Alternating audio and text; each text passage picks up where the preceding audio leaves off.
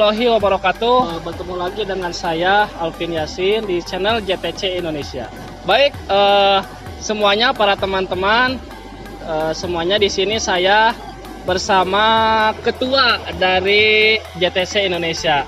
Mungkin di sini akan berbagi kepada kalian bagaimana perjalanan dari ketua kita, yaitu siapa namanya? Irma Fatimatul Askia. Maaf ya. Jadi di sini para semuanya, teman-teman semuanya di sini akan berbagi begitu ya pengalaman yang sudah didapat dari Kak Irma selama di JTC Indonesia. Bagaimana pengalamannya nanti kita akan sharing-sharing gitu ya Kak Irma. Siap Kak Irma, ditanya beberapa pertanyaan yang akan saya berikan kepada Kak Irma. Oke, sebelumnya lanjut saja, langsung saja kita pertanyaan pertama. Kak Irma, oh perkenalan dulu. Baik, silakan saya perkenalkan dulu kepada Kak Irma. Bismillahirrahmanirrahim. Assalamualaikum. Ya mukanya. Bismillahirrahmanirrahim. Assalamualaikum warahmatullahi wabarakatuh. Alhamdulillah, pada kesempatan kali ini saya diminta teman-teman ya, khususnya Alvin dan kawan-kawan yang hadir di sini untuk menceritakan bagaimana sih pengalaman saya selama ada di JTC Indonesia. Nah, sebelumnya saya memperkenalkan diri terlebih dahulu. Nama saya Irma Fatimatul Askia. Saya masih kuliah dan sambil aktif juga di JTC. Saya kuliah semester akhir ya. Sekarang lagi nyusun skripsi. Doakan semoga cepat selesai dan wisuda tahun ini. Amin. Saya tinggal di Ciamis, tepatnya di Kecamatan Ranca, Desa Cisontrol. Buat teman-teman yang tahu Ranca boleh main ke saya ya. Kebetulan teman-teman di sini juga belum pada main ke Ranca ya. Ya, saya juga belum teh. Terus apa lagi? Oh, kalau di Ciamis tinggal saya di Darussalam. Udah ya perkenalan. Oke, katanya pada episode kali ini di YouTube channel JTC Indonesia saya akan diwawancarai. Ya, wawancaranya santai kali ya. Ya santai. Oke. Ini baru santai gitu ya. Ya. Nah, kebetulan kita juga saya diundang di sini. Seneng banget ya karena ini ada suasana yang berbeda di outdoor gitu kan. Biasanya kan backgroundnya tembok terus ya, ini beda gitu ya. Luar biasa sekali emang tim JTC. Oke, boleh silakan langsung ke pertanyaannya. Insya Allah saya siap. Ya, baik Kak Irma, saya ucapkan terima kasih sudah sempat hadir begitu ya di acara kami. Untuk bagaimana sih perjalanan Teh Irma begitu ya selama di JTC tersebut, pengalaman-pengalaman yang nantinya akan banyak inspirasi dari Kak Irma ini begitu ya. Baik Teh Irma, pertanyaan pertama, alasan pertama begitu ya, alasan yang sangat kuat untuk kakak masuk ke JTC itu apa begitu ya? Oke, alasan ya. Alasan pertama saya masuk JTC Indonesia itu waktu itu tahun 2017 kalau nggak salah ya. Tahun 2017 masuknya itu, jadi udah sekitar 3 tahunan lah ya. Saya alasan masuk JTC itu karena yang pertama memang organisasinya menarik, karena waktu itu kan saya ikutan seminar yang diadain oleh CEO ya, Kang John ya. Dan saya rasa itu sangat menarik sekali. Kenapa menarik? Karena di sana kita diajarkan untuk bisa berpublic speaking. Itu yang pertama. Dan itu sih alasan yang paling membuat saya ingin menguasai public speaking seperti CEO-nya gitu ya tentunya. Nah, kemudian alasan selanjutnya karena saya menyadari posisi saya gitu. Posisi saya sebagai mahasiswa, kemudian saya juga akan memasuki dunia kerja setelah kuliah gitu kan. Kita pasti memikirkan nanti setelah lulus kuliah kita akan terjun ke dunia kerja. Nah, itu public speaking itu sangat diperlukan. Ya, public speaking itu sangat diperlukan dan posisi sebagai mahasiswa ketika sudah ada di masyarakat tanpa tanpa mentarik ulur ketika dibutuhkan ya harus siap gitu. Nah, salah satu kunci dengan dengan kesiapan itu ya dengan berpublic speaking, kemudian dengan membentuk mental yang kuat. Karena di JTC juga diajarkan bagaimana cara kita mengawali, kemudian bagaimana cara kita menemukan tujuan hidup kita seperti itu. Itu mungkin alasannya. Baik, itu pertanyaan pertama, begitu alasannya begitu kuat untuk Teh Irma nantinya berkembang di JTC, bagaimana perjalanannya. Nah, untuk pertanyaan kedua Teh Irma begitu ya, kan itu sebelum masuk JTC ya. Nah, sekarang setelah masuk JTC, apa saja sih kenangan-kenangan terindah ataupun kenangan pahit, kenangan senang, duka ataupun bagaimana rasakan? Nah, silakan Teh Irma ceritakan begitu pengalaman-pengalaman sedih, pahit selama di JTC begitu. Oke, ya ini pertanyaannya singkat tapi membutuhkan jawaban yang begitu panjang ya. Karena saya harus menceritakan pengalaman saya selama 3 tahun gitu ya. Pertama kali saya masuk JTC itu tentunya banyak sekali keraguan-keraguan yang muncul karena kan untuk masuk ke dunia seperti ini tuh nggak terlalu banyak yang minat. Jadi kalau misalnya saya masuk tuh istilahnya nggak ada temen gitulah ya. Tapi saya harus bisa masuk karena alasan sendiri dan memang tidak terbawa oleh siapapun gitu. Nah, itu pertama kali masuk gitu ya.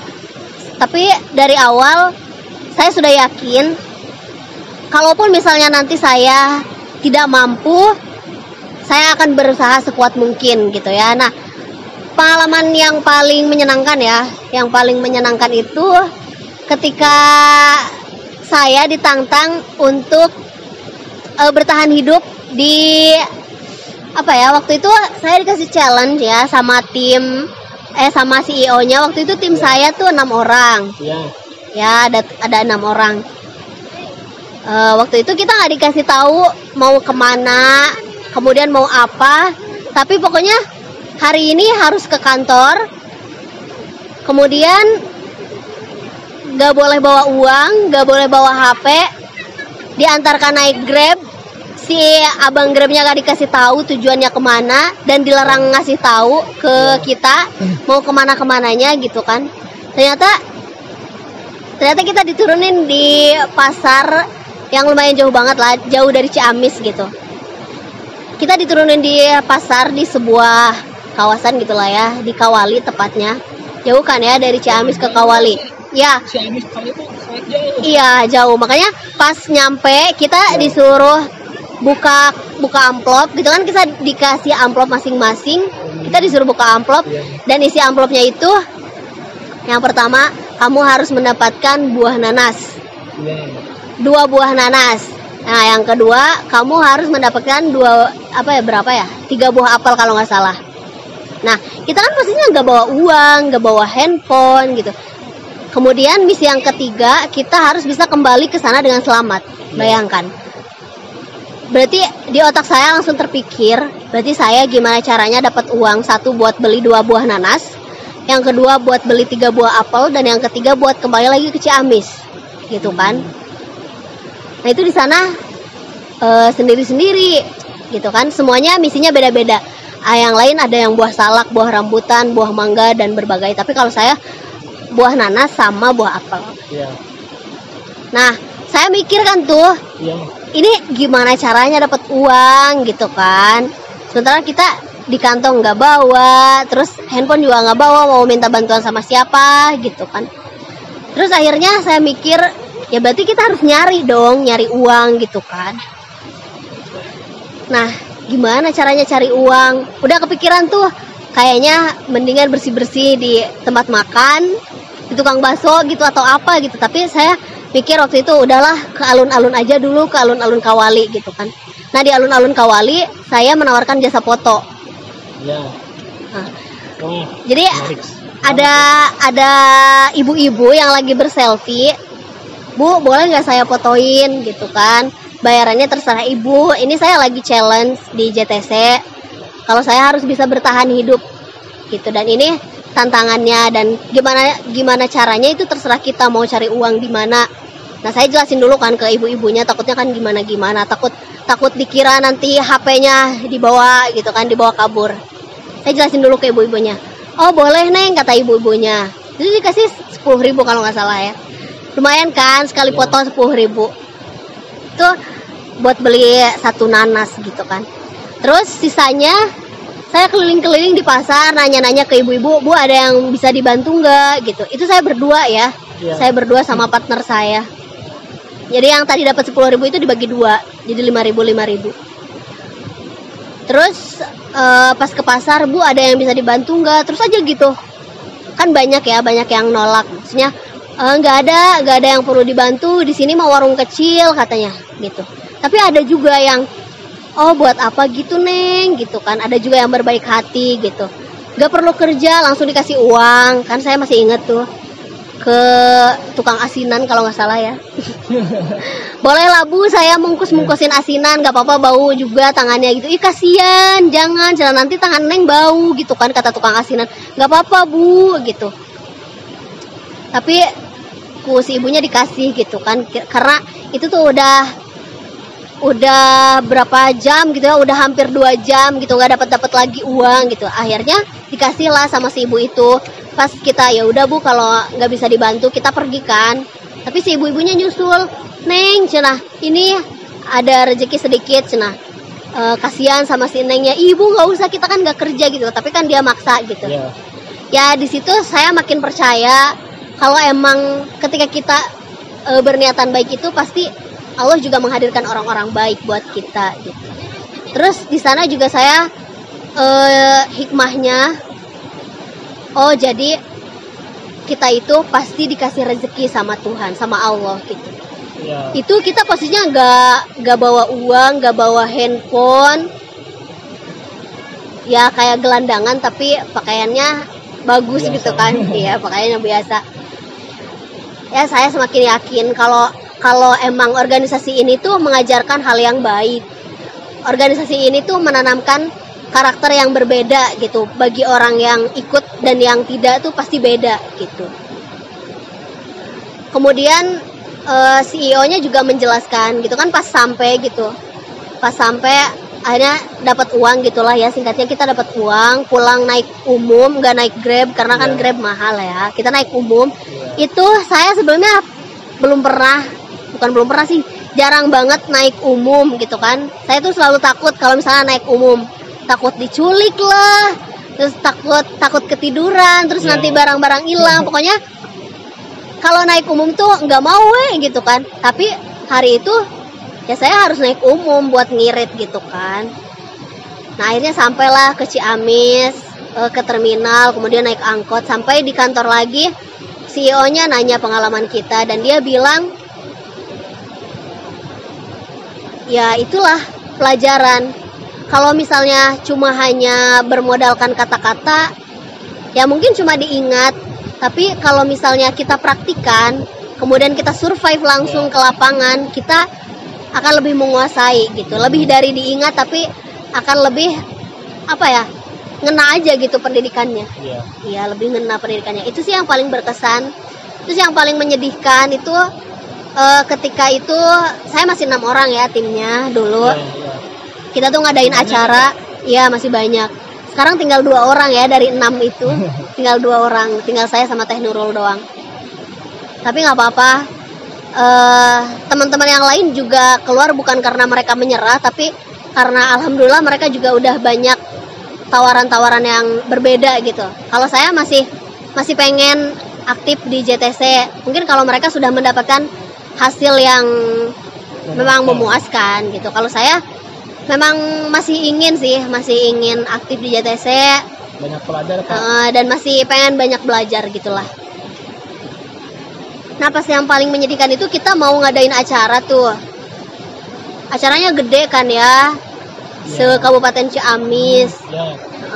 Kita kan ditarget harus punya peserta minimal 500 peserta per orang gitu kan.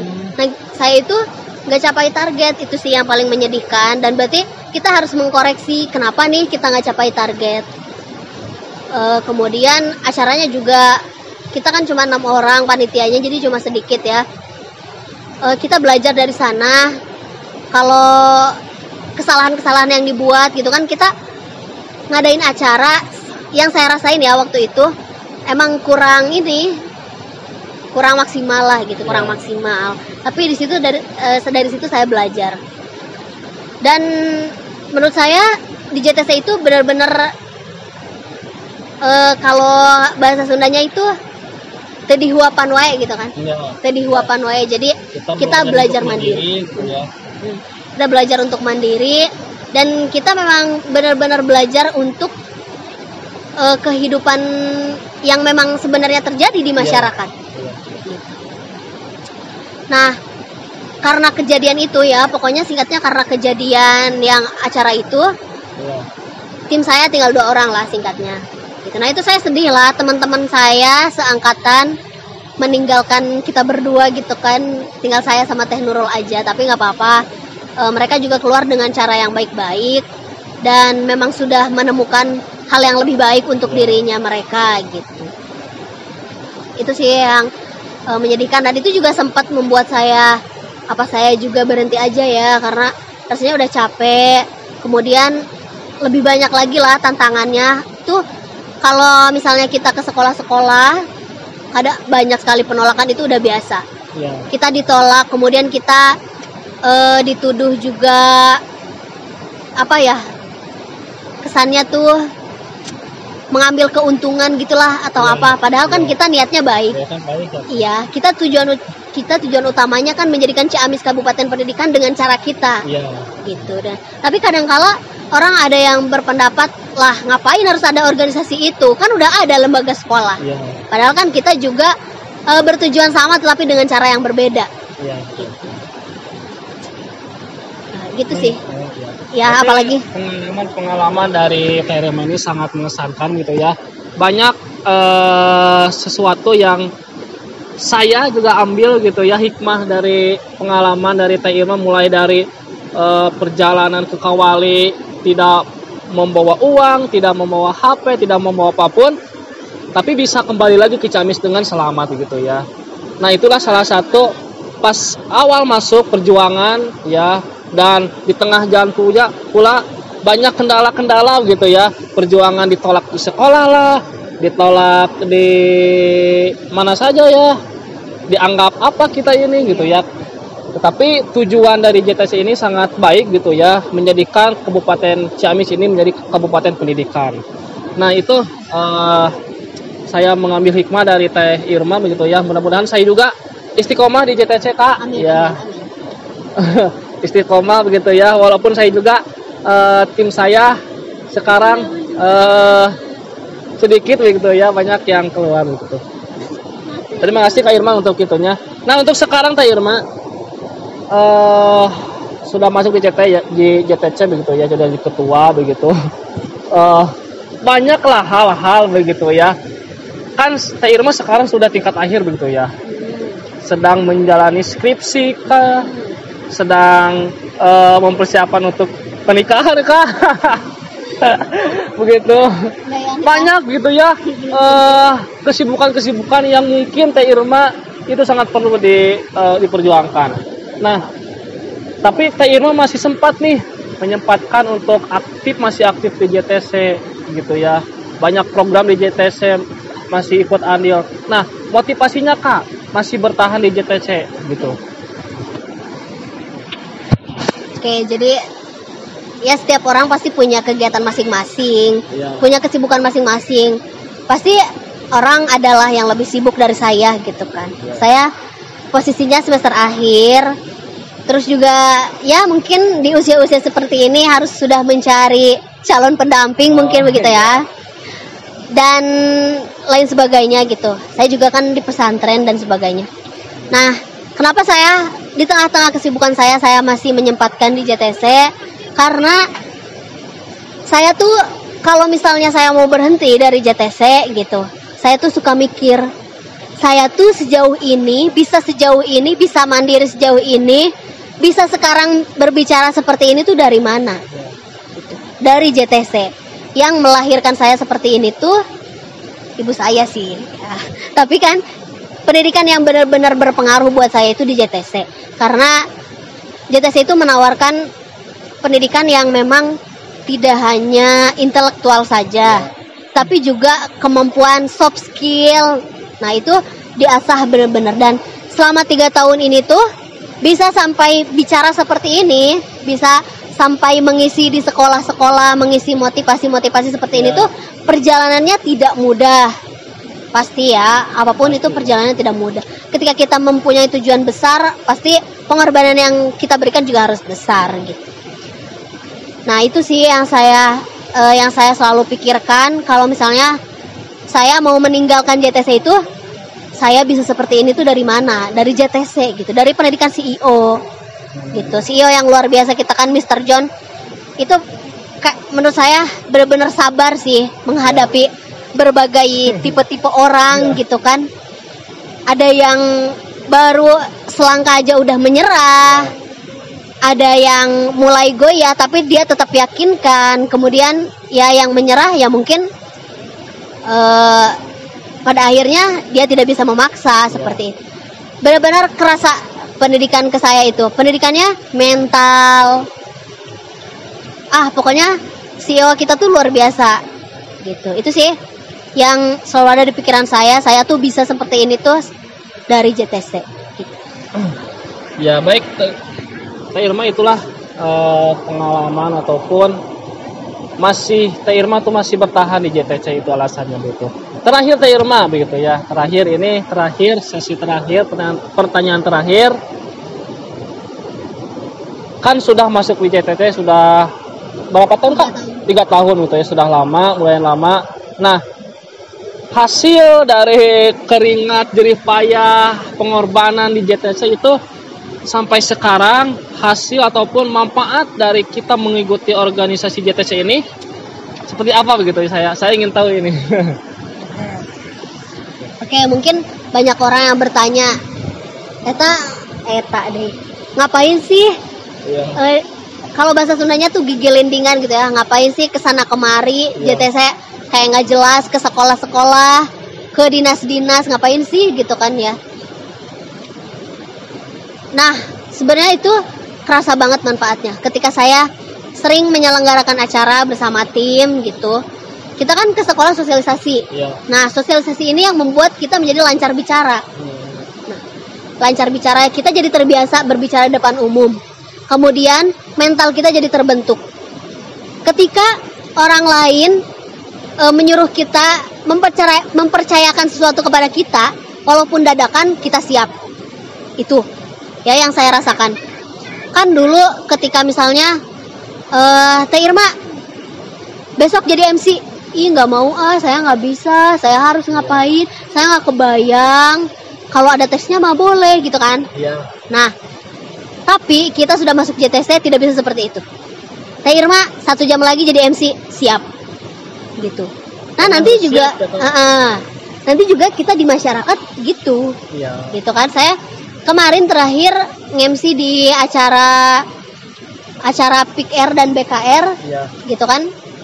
Saya jujur aja nggak tahu itu acaranya mau ngapain, diajak aja gitu kan sama tetangga, ayo kita kumpulan gitu kan. Oke, saya ikut. Tiba-tiba pas acara mau mulai nggak ada MC-nya. Emang belum dipersiapkan kayaknya. Tiba-tiba Neng Irma jadi MC. Nah itu posisi seperti itu masa kita mau menolak? Itu kan nantinya kita mengecewakan orang banyak, kemudian acaranya juga jadi jadi tidak begitu hikmat ketika dari awal kayak yang belum dipersiapkan gitu. Nah ya saya bismillah aja, siap aja gitu kan. Karena kenapa kita bisa siap? Karena sudah terbiasa menghadapi kondisi apapun. Kita sudah terbiasa menghadapi penolakan, kemudian kita sudah terbiasa juga menerima tawaran yang dadakan. Karena kita itu diajarkan kalau bisa sekarang, kenapa tidak sekarang? Kenapa harus dinanti-nanti? Ketika ada kesempatan yang masuk, itulah kesempatan kita untuk belajar, untuk terus belajar. Walaupun sebelumnya kita belum pernah, tapi tidak ada salahnya mencoba. Tapi kita diajarkan juga sebelum mencoba kita harus belajar secara maksimal. Gitu. Nah itu sih. Kemudian yang saya rasakan juga mendewasakan pikiran.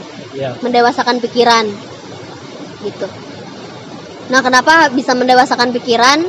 Karena di sini kita kan mandiri sekali, mandiri. Jadi gimana caranya kita bisa membuka pintu-pintu rezeki sendiri tanpa harus bergantung sama orang lain, tanpa harus menunggu kodean dari orang lain gitu kan. Tapi kita yang harus mencari sendiri gitu.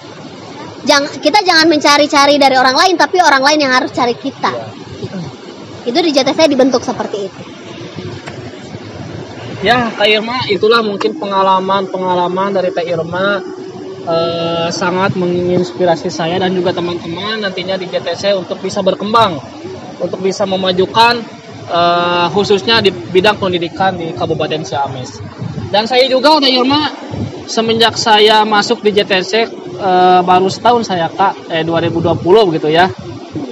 Alhamdulillah banyak perubahan-perubahan yang ada di dalam diri saya begitu ya, baik dalam diri saya maupun dalam hal berbicara dalam public speaking gitu ya. Nah itulah teman-teman.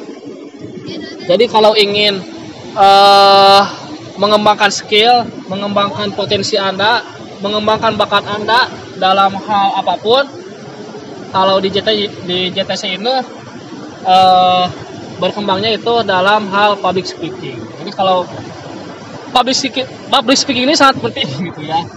Mengapa sangat penting? Pasti kita kalau misalkan jadi mahasiswa buat presentasi di depan kelas ataupun di mana begitu ya.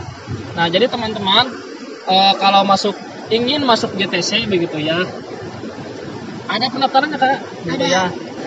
Jadi nanti di bulan September buat teman-teman yang ingin masuk JTC Indonesia, yang ingin mengembangkan skill, mengembangkan kualitas dalam diri Anda, silakan bulan September tanggal 19 sampai 20 akan ada rekrutmen baru ataupun ada perekrutan anggota baru. Nah buat teman-teman yang ingin masuk ataupun ingin belajar di JTC, silakan hubungi saja, nanti ada deskripsinya di bawah link ini gitu ya. Mungkin itu kayaknya terima kasih sudah menyempatkan waktu untuk bisa sharing-sharing bersama saya, bersama anggota JTC yang lainnya juga. Terima kasih. Oke, saya sedikit menambahkan tentang rekrutmen. Iya.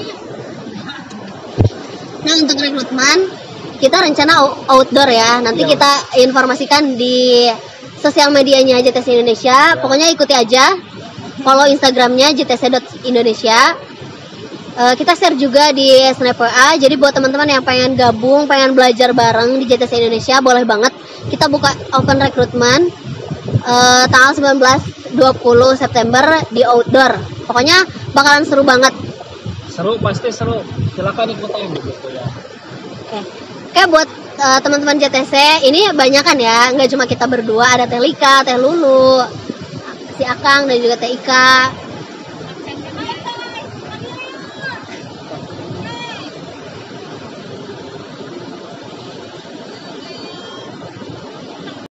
Saya ucapkan terima kasih buat teman-teman yang sudah kompak. Yang lainnya ada yang nggak ikut, ada yang punya acara, ada yang juga ngajar, nggak apa-apa. Kita tetap kompak dan saya ucapkan terima kasih. Ditunggu buat teman-teman yang pengen gabung bareng kita, boleh banget. Oke, mungkin itu. Terima kasih teman-teman sudah menyempatkan waktu di acara kami begitu ya. Dari saya Alvin Yasin dan Fatimah Lastia. Terima kasih semuanya. Wassalamualaikum warahmatullahi wabarakatuh.